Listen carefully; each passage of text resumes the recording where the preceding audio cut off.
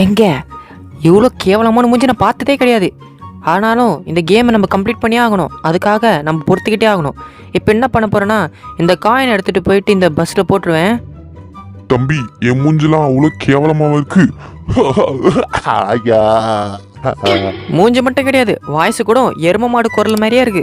ஒரு நாள் இல்லை ஒரு நாள் நீங்கள் செத்துருவீங்கன்னு எனக்கு கண்டிப்பாக தெரியும். ஓகே நண்பர்களே, இப்போ நம்ம அடுத்ததாக ஆயில் கேன் தான் எடுக்க போகிறோம். அந்த ஆயில் கேன் இருந்தால் தான் திறக்க வேண்டிய இடத்துல ஒன்று திறக்கும். அதை நான் உங்களுக்கு அப்புறமா காமிக்கிறேன். இப்போ ஆயில் கேனை கண்டுபிடிச்சிட்டோம். இப்போ அந்த பைத்தியம் வருதான்னு பார்த்துட்டு நம்ம அப்படியே எஸ் ஆகிட வேண்டியதான். ஸோ வரல, என்னால் இன்னொரு வேலை வேண்டியது இருக்குது, நம்ம அதை பார்த்துடலாம். இது தொட்டோம்னா ஒரு பேர் வரும். இந்த பேர் வந்து வேறு ஒரு இடத்துல நம்மளுக்கு யூஸ் ஆகும். அதனால தான் இந்த பேர் ஞாபகம் வச்சுக்கணும். இப்போ வந்து ஜன்னல் எகிரி குதிச்சு அவன் இருக்கானா இல்லையான்னு பார்த்துட்டு நம்ம அப்படியே கிளம்பிட வேண்டியதான்.